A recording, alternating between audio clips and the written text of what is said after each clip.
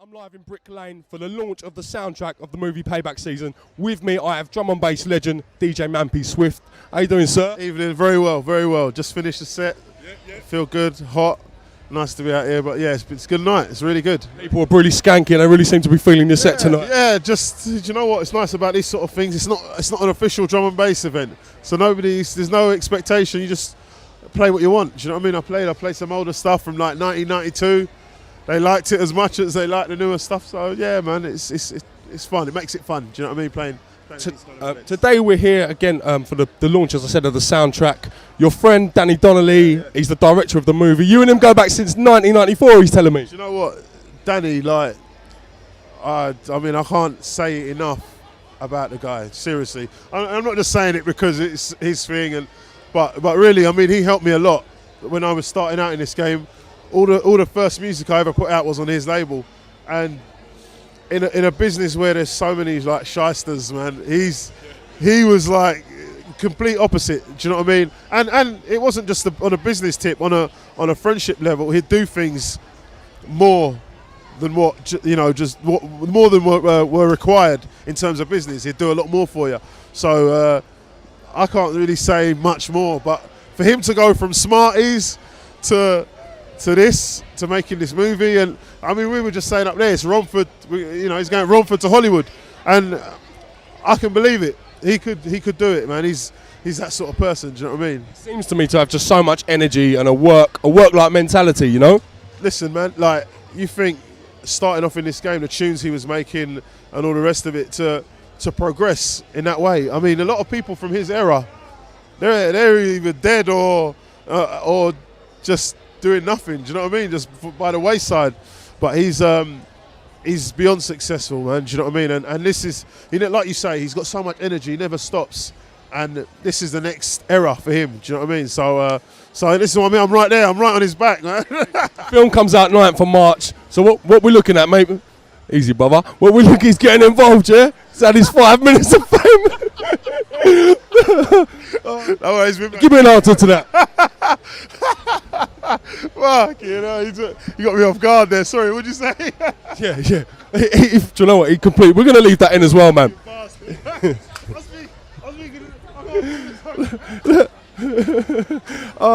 We got like a little reunion going on here. All right. Yeah. As I was saying, I forgot what I was actually saying there, man. To be fair, that kind of threw me a little bit. That was DJ Bailey who's messed up the whole run-ins now. Yeah, I know that was Bailey from One Extra getting involved. Yep. Go on. But yeah, like Danny Donnelly, his work ethic. How far do you think he can go as a director? I think Danny's one of those people, man. There's some people in life that just, they get their thing and they stick with it. And there's other people that are, followers, leaders and everything else. And there's people that will naturally progress and keep on doing it.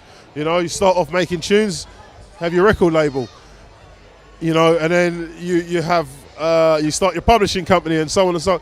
And he's just one of those people that keeps on stepping up in life. I'm not surprised, man. This doesn't surprise me at all. Seriously. I want to talk to you a little bit about music before we do that. Let's get Bailey back in here. Bailey, man, come back in here, bruv. Come back in here, mate, please. Sorry about that, mate. Bailey, say hello to I from London. I from London. Oh yeah, all right. How you doing? Everyone all right? Little impromptu one. You got to talk to him. You just sabotage the whole thing. You got to talk to him.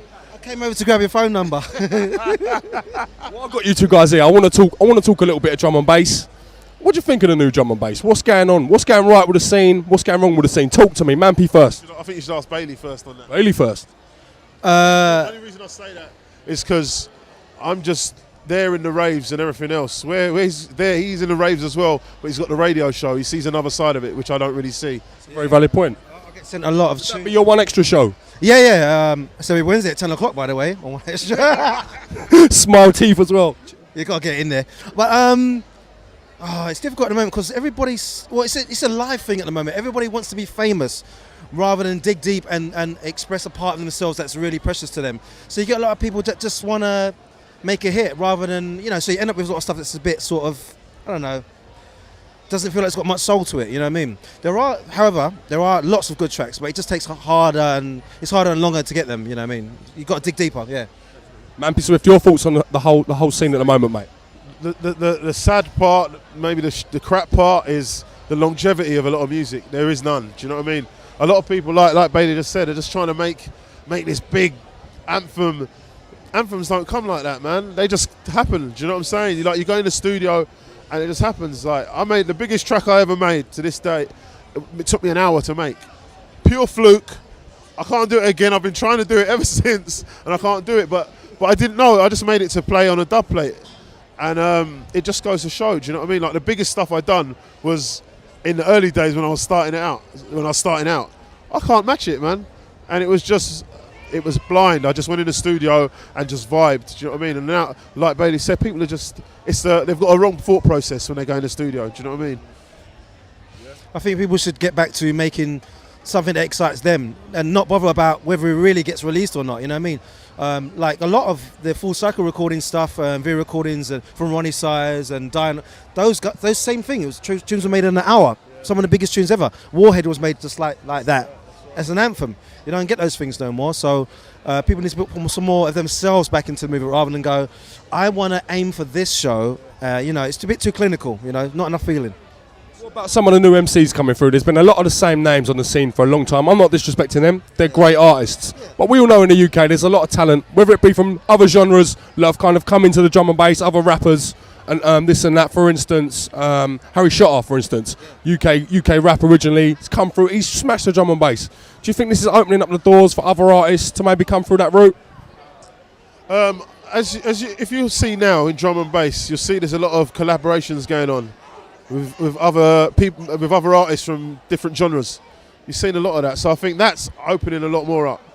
I played not so long ago a Maverick Sabre track that TC done. I know there's always been remixes, but we're also having a lot more collaborations. So obviously that's going to enable people like Harry Shotter to go to the next level and everything else. And I mean, it's all good, man. Listen, if you're talented, we want you. Do you know what I'm saying? The more talent, the merrier. It's not it's not about your stripes and all that. If you're good, you're good, man. There's a lot of artists knocking on the room twos at a lot of these big events. One or two of them are the next generation. Do you know what I mean? So it's good to see you guys pushing them positively. Bailey, I know you've got a very big platform, so it'd be good to see you again pushing some of these artists in the right direction. You know what I mean? And it should be pushing some of the old ones and doing interviews with some of the older artists as well. It's a very valid point. That is a very valid point. Do you know what, guys? I really want to thank you. Do you know what? It's because you tried to sabotage our interview earlier. That's what it is, Bailey. Do you know what I mean? I'm just making a point. I'm just throwing that out there. It's there for everyone. I think there are radio shows that, just generally, I'm not pointing at anyone in particular, that don't fully represent everything what's going on. And I don't care if no one's heard of this guy that sent me a tune. If I think he's good and he's got 5, 6, 7 tunes, I think he deserves to be heard.